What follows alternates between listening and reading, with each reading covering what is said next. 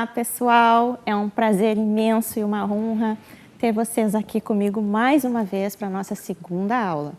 Meu nome é Helenise Pereira e estarei com vocês agora. Sejam bem-vindos à área das Ciências da Natureza. O componente curricular é Biologia.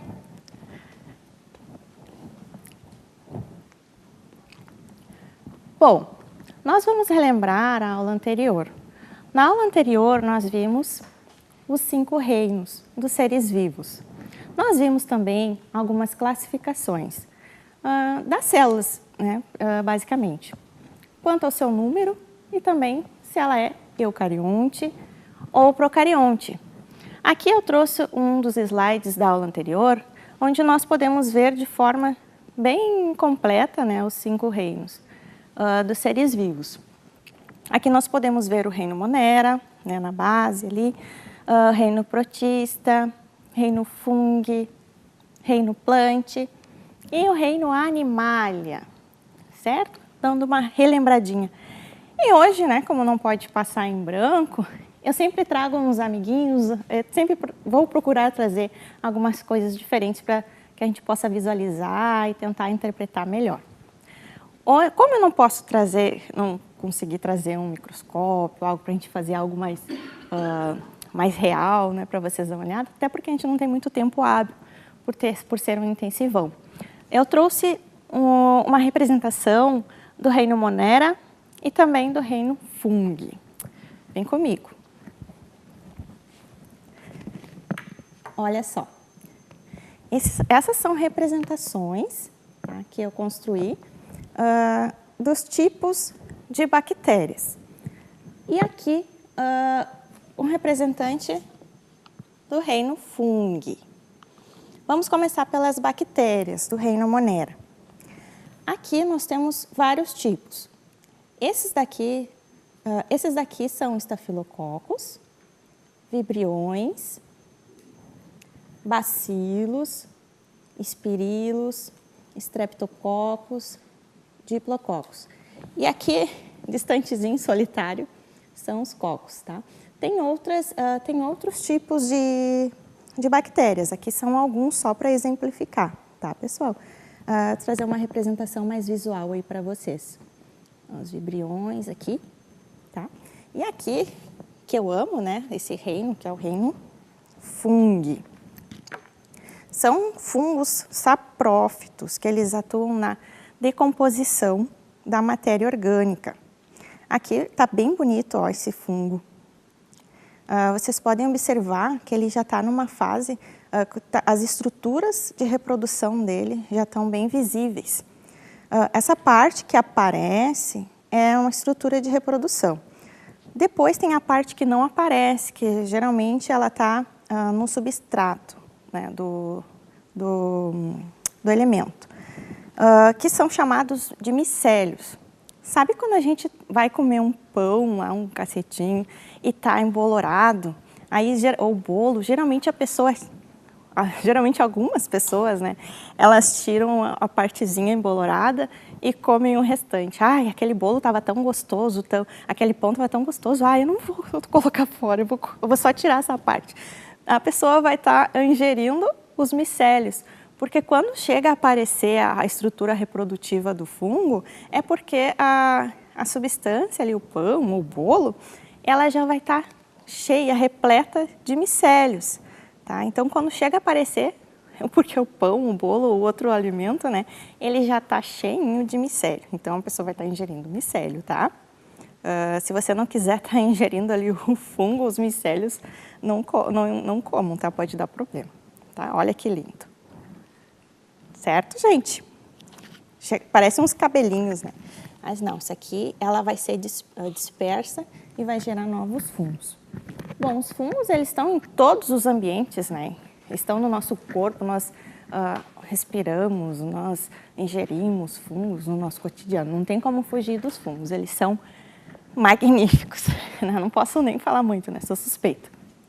Depois nós vemos o reino animalia e plante, que são os mais comuns, né, que a gente pode ver, enxergar no nosso cotidiano. O Monera, o protista, são seres unicelulares, né? A gente consegue observar só através de microscópio. A minha representação ali, claro que não está em tamanho, em escala real, né? A gente consegue observar, assim, no microscópio, até menor. Então, ali eu trouxe uma representação para a gente visualizar melhor. Então, Monera, protista, unicelulares. Plant, fungo, animalia. Fungo tem alguns unicelulares também. Plant e animalia a gente consegue visualizar melhor. Bom, a aula de hoje, então, é sobre sistemática e as grandes linhas de evolução dos seres vivos. Na sistemática, ela é responsável por organizar, compreender e classificar os seres vivos.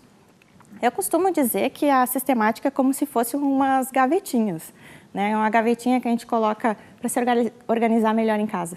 As calças, as camisas, as meias. Então, quando tu tá com pressa ou tu quer agilizar melhor o teu dia, tu vai diretamente na gaveta, né? Se tá uma bagunça todo o roupeiro, tu demora um pouquinho mais para catar, para achar o que tu quer.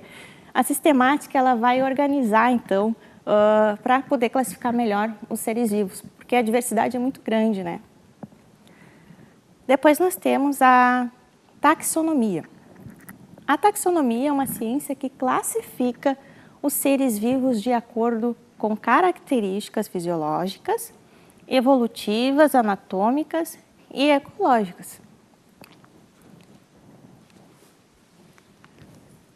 Aqui nós temos um exemplo de categoria taxonômica. O taxo, então, aqui abordado, que a gente vai focar, é o ursus americanos. Aqui nós temos a ordem, né, da classificação, espécie, gênero, família, ordem, classe, filo, reino e domínio.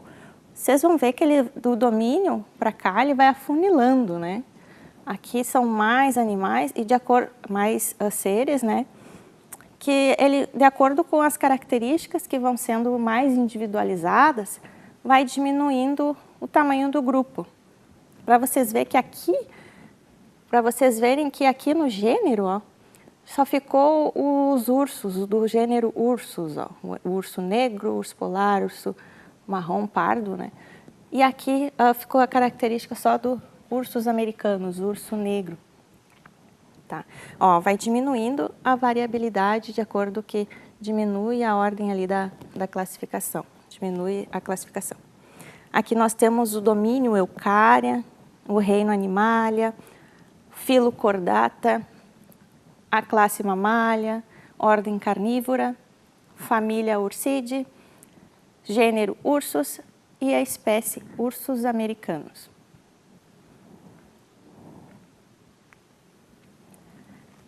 A filogenia ou filogênese. Sempre que vocês ouvirem falar em filogenia ou filogênese, remete a quê? Remete a relações de ancestralidade que os seres vão ter em comum. Um exemplo, qual será que foi o ancestral dos répteis? Ou dos anfíbios? Ou dos seres humanos? Né? Então, sempre quando a gente remete a qual foi o ancestral ou qual é o descendente, a gente vai falar de filogenia ou filogênese. Aqui é um exemplo, tá, que eu trouxe. Nós podemos ver nesse cladograma os níveis de ancestralidade, de parentesco. Ó, os répteis e as aves são bem aparentados, os mamíferos estão ali também numa classificação mais distante ali. E lá o ancestral de todos está aqui, ó, na base, o ancestral dos cordatos. Os primeiros cordatos, então, são os ostracodermos, que já foram extintos, os acantodianos, que também já foram extintos, os placodermos, tá? Então, aqui tem todos, a maioria, né, resumidamente, dos ancestrais desses seres vivos que estão lá em cima no topo, mais atuais. Árvore filogenética. A árvore filogenética são diagramas que representam a relação de ancestralidade e descendência dos grupos. Os cladogramas, ele relaciona os seres vivos em relações de parentesco. O cladograma é como se fosse uma árvore filogenética, só que mais simplificada, né? Mais focada em determinado animal ou ser vivo que a gente pretende estudar. Aqui são exemplos, né, de árvores filogenéticas. Aqui é um exemplo de cladograma. Aqui surge, ali bem embaixo, né, a célula eucariótica, surge essa novidade, a célula eucariótica. Anterior à célula eucariótica, nós temos a célula procariótica, que são as bactérias. Depois que surge, então, a célula eucariótica, a característica da célula eucariótica, nós vamos ter do fungo adiante, mariposa, peixe, lagartixa, rato. Aqui nos tecidos, quando surgem os tecidos, por exemplo, muscular, epitelial, nervoso e conjuntivo, nós vamos deixar o fungo para trás. Então, quando surge essa novidade aqui, ela vai abranger daqui em diante, né? Aqui já deixa para trás o fungo e a bactéria. E assim por diante. Quando surge a característica de crânio, a mariposa fica para trás, ó, o peixe, quando surge o crânio. Depois nós temos os pulmões que surgem, né, a lagartixa e o rato. Isso aqui são exemplificações. É um exemplo, né? Não é que são só esses seres. São exemplos. Se eu for colocar todos os seres aqui, não vai ter quadro que sustente, né? Então, são exemplos, tá? Com as novidades evolutivas. Aqui, por último, o pelo, né? Que daí é o rato. Os anteriores não vão possuir essa novidade evolutiva.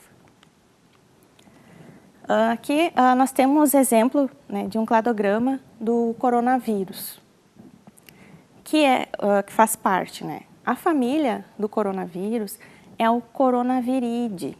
Tá?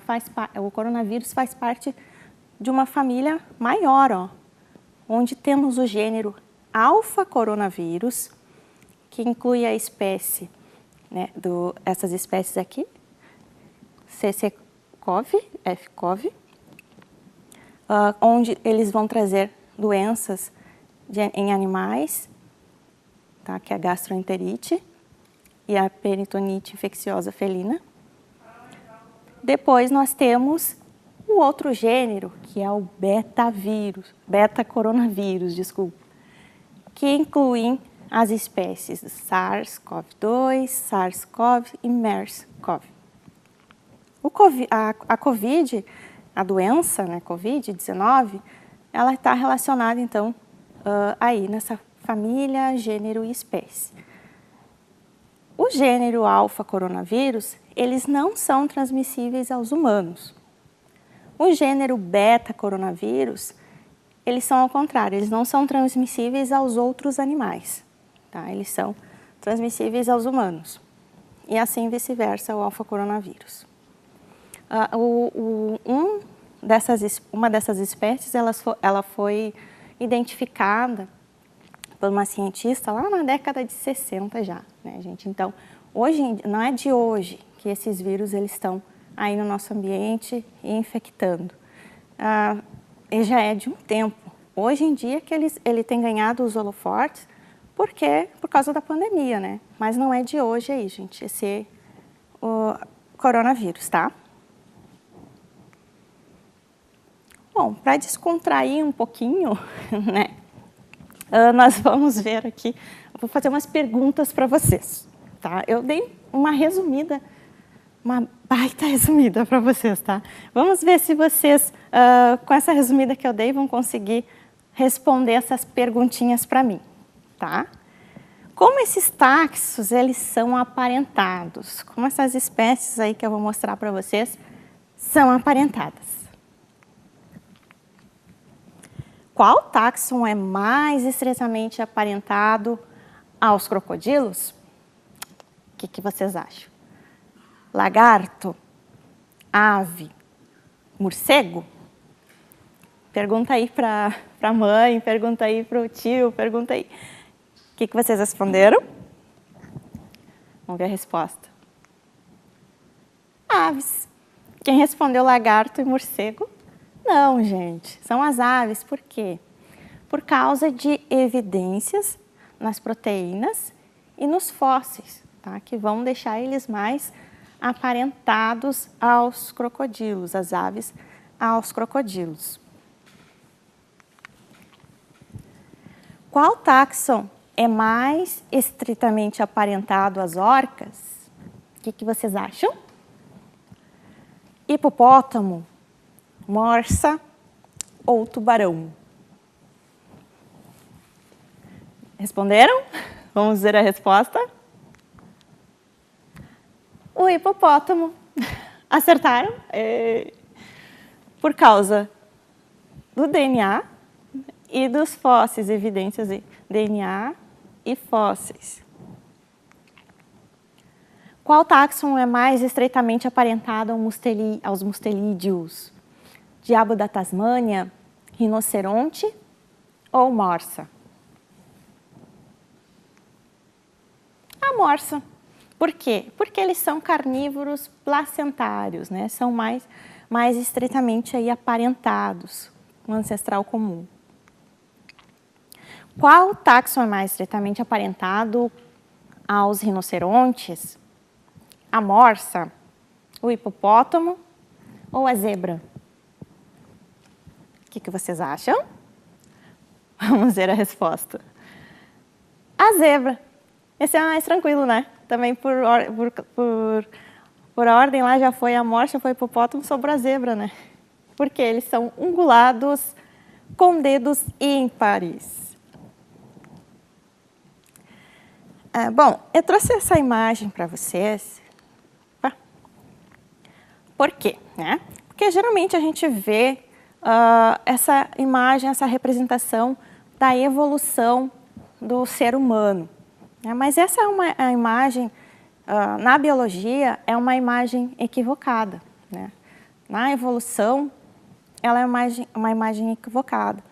Por quê? Porque nos passa uma ideia de que a evolução, além de ser linear, ela traz a ideia de que, nesse caso, vai sendo melhorado, né, as características, como se o ser humano fosse um ser melhorado, superior do que os outros primatas. Né? Foi ocorrendo a evolução, foi melhorando até chegar ao ser humano.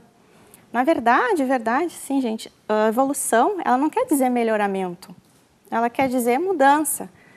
Nessa mudança pode ocorrer novidades evolutivas, podem surgir características novas, ou também o ser vivo, o organismo pode perder características.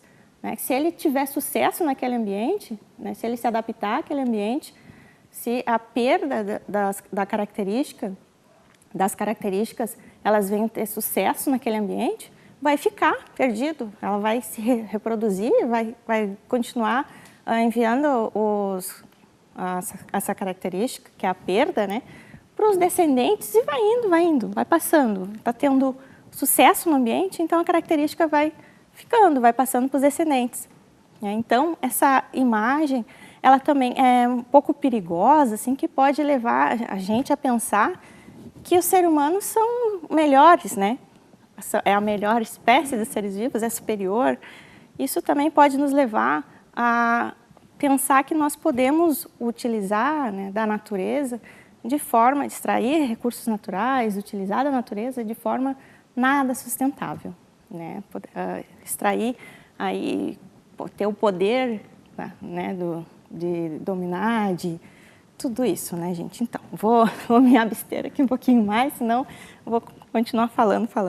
Mas é isso, tá, gente? Nós não usamos biologicamente na evolução essa imagem. Então, que imagem que a gente pode utilizar que ela vai caracterizar mais aí a evolução humana? Essa aqui, tá? Cada dia, de tempos em tempos, a comunidade científica ela acha fósseis e evidências que vai ajudando a montar, a compor esse quebra-cabeça da evolução humana. Tá? Mas aqui é mais ou menos isso que mais chega perto da evolução. Olha só que, entre aspas, bagunça, né? Por quê? Foram várias espécies ali, ó, podemos perceber, de Homo, o Homo erectus, o Homo floresiensis, tem que destravar a língua, Homo ergastes, Homo habilis. Então, várias espécies, tanto desse gênero quanto de outros gêneros, né? Australopithecus. Então, e alguns momentos eles vão existir juntos e até tem pesquisas que mostram que alguns deles até, né, eles chegaram a se reproduzir, né, a gêneros diferentes. Então, é bem interessante essa imagem, tá? A gente tá se modificando sempre, porque sempre surgem novidades aí, novas descobertas. Aqui é uma forma mais simples, né, de ver aí a evolução humana. Nós vemos aqui que o ancestral são mamíferos insetívoros, depois aqui vai irradiando ali as espécies. Tá? O nosso irmãozinho ali, ó, é o chimpanzé, depois nós temos os nossos primos, gorila, orangotango, gibão, símios do velho mundo, do novo mundo, certo? Bom, eu vou deixar esses termos agora de homologia e analogia para o próximo bloco da nossa aula, tá, gente? Então, fiquem aí com o intervalo, já já a gente volta.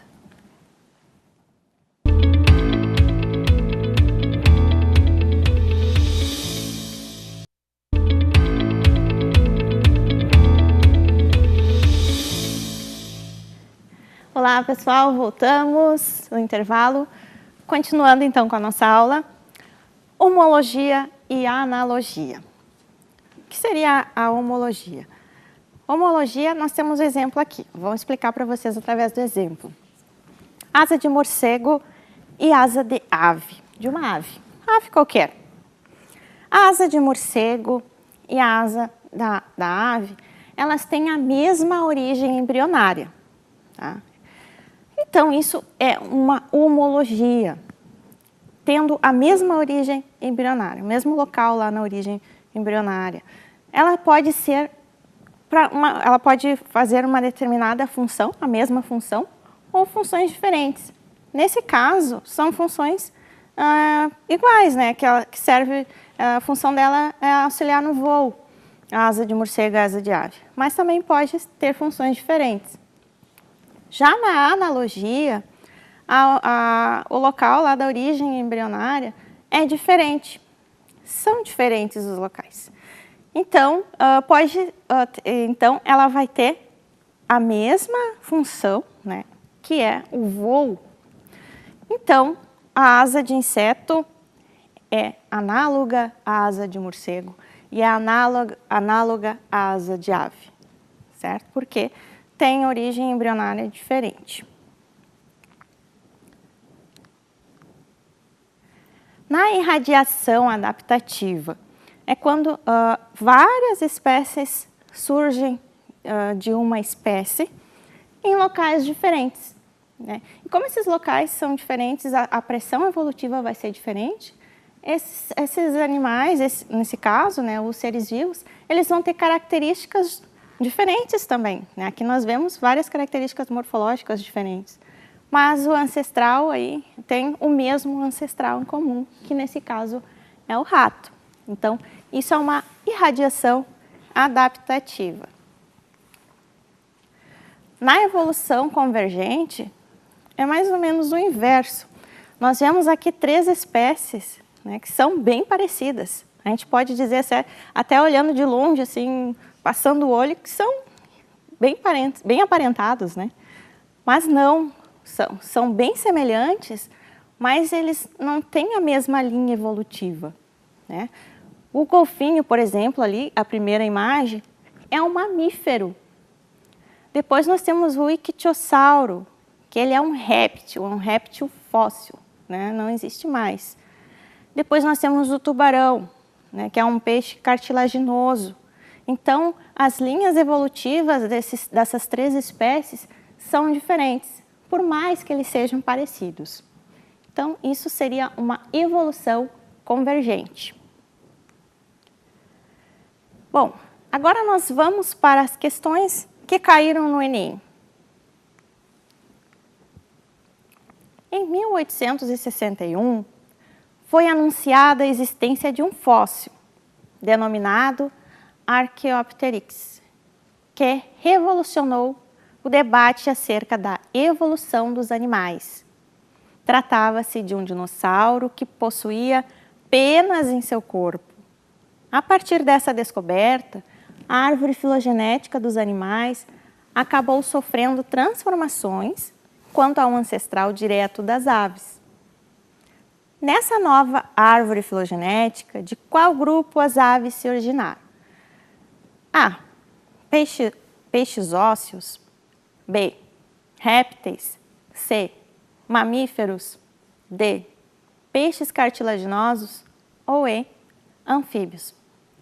Bom, gente, no início eu trago alguns conceitos para vocês, porque eu acredito que vocês, sabendo os conceitos e aliando a interpretação da questão, porque a questão também traz muitas informações, né? Caso vocês esqueçam de alguma coisa, na questão traz bastante informações se vocês souberem interpretar.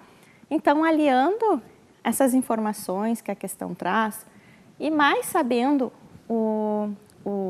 os conceitos, né, da biologia, os conceitos biológicos, vocês vão conseguir sacar e vocês vão conseguir chegar na resposta certa. Tá? Acredito nisso, sim, piamente. Então, conseguiram já saber aí a resposta correta? Será que são peixes ósseos? O que vocês veriam aí na questão que poderia dar a dica? Vamos ver. Trata-se de um dinossauro que possuía penas em seu corpo. O que seria dinossauro? É um peixe ósseo, réptil, mamífero, peixe cartilaginoso, anfíbio? Dá mais para réptil, né? Lembra lá do filme o Jurassic Park? Então, o que será? Mamíferos? Répteis, tá? Por quê? A partir dessa descoberta, a árvore filogenética dos animais acabou sofrendo transformações quanto ao ancestral direto das aves. Então, aqui já responde, ó, se o dinossauro é o ancestral direto das aves, o que é o dinossauro? É um réptil. Então, um réptil seria o ancestral das aves.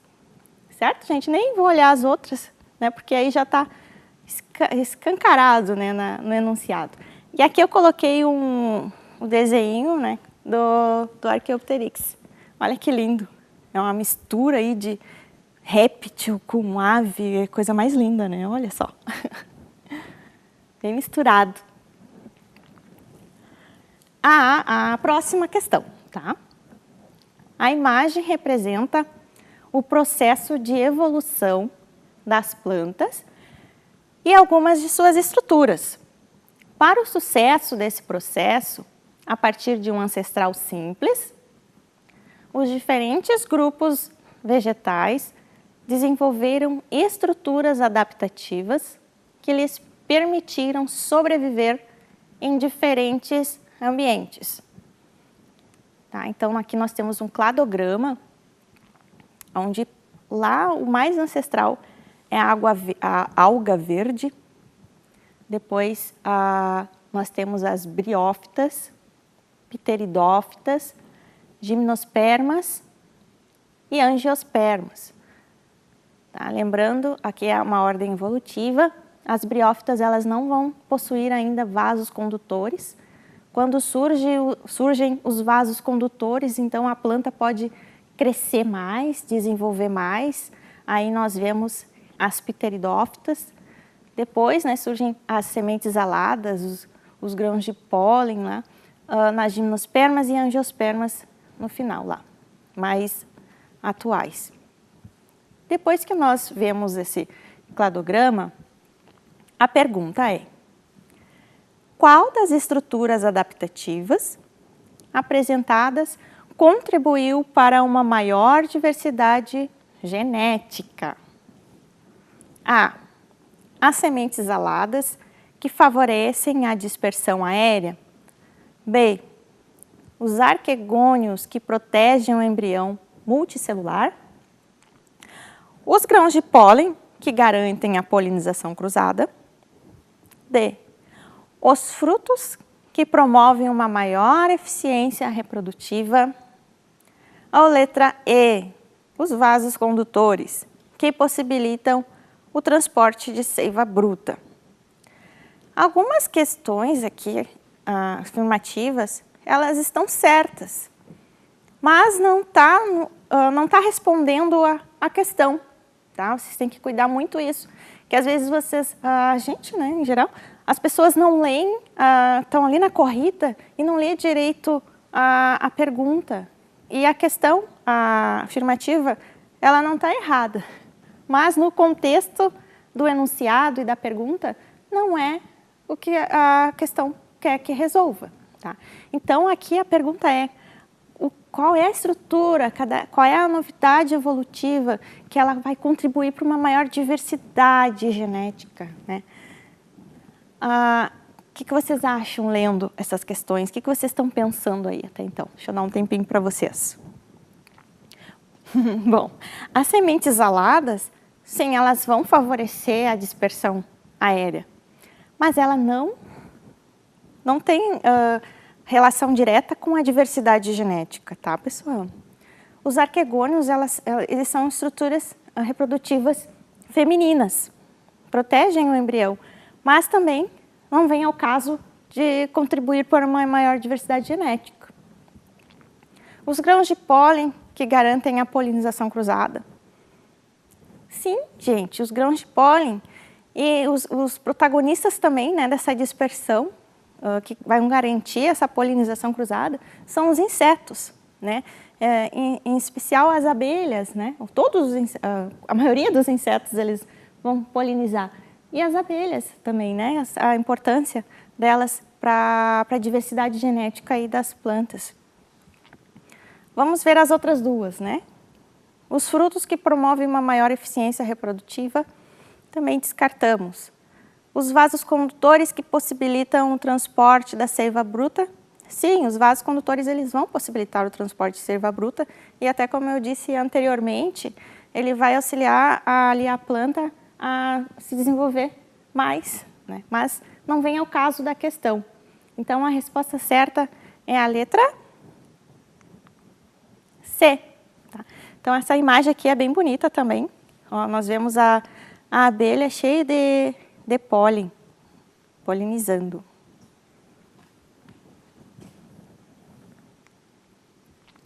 Próxima questão é uma questão de vestibular, tá? Porque às vezes a pessoa ela está estudando aqui pelo pré-ENEM e ela vai fazer o ENEM, a prova do ENEM, mas também ela pensa em fazer uma prova de vestibular, né, que caia a biologia, ou até mesmo um concurso, ou ela gosta, né, de pesquisar sobre a biologia. Então eu trouxe uma questão que caiu, né, na prova de 2011, nessa universidade.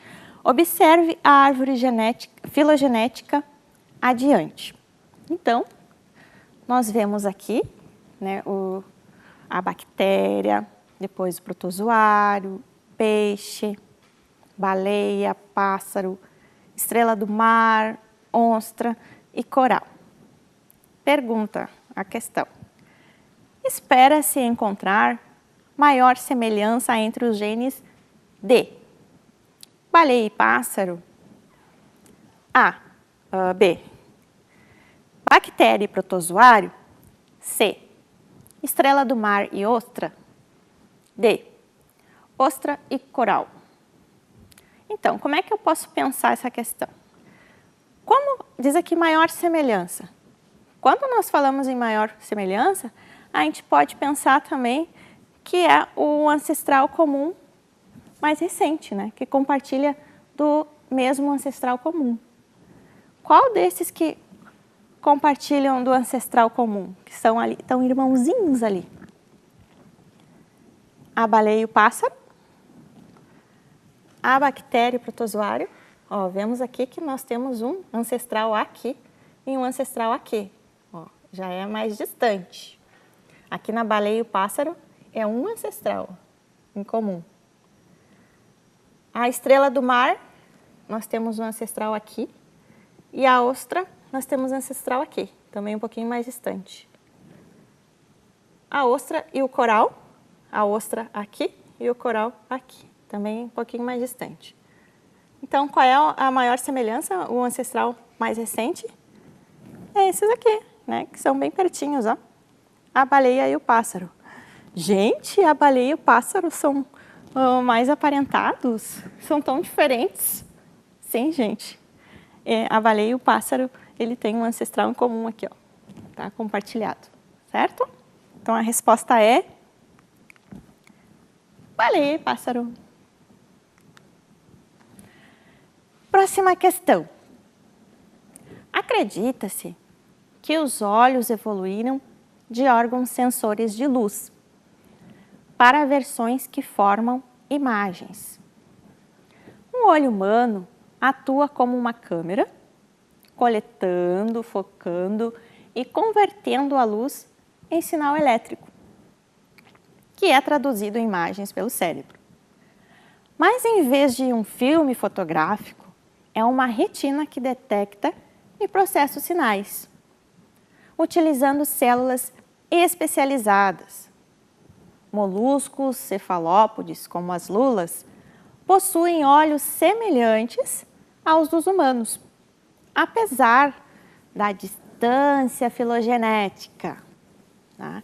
Então, aqui é onde foi coletado, né, esse recorte, a fascinante evolução do olho. Cientistas já têm uma visão clara de como surgiram nossos olhos, são complexos.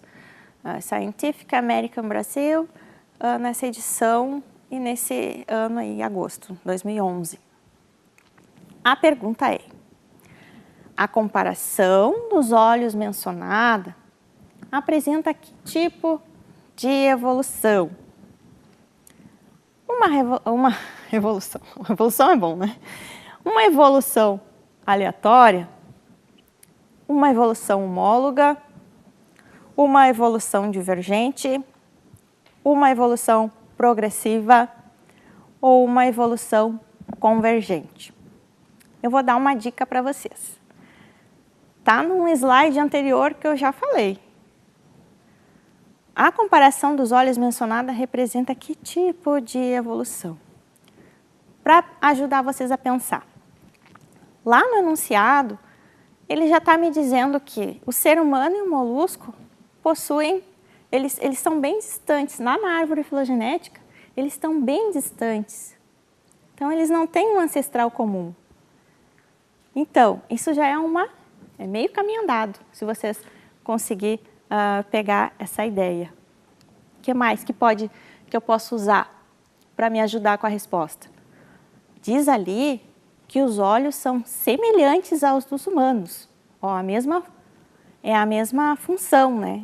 É bem semelhante ali a função desses dois seres. Mas a distância filogenética, eles não possuem o mesmo ancestral. Deixa eu voltar lá para dar uma colinha para vocês. Por enquanto pode. Opa.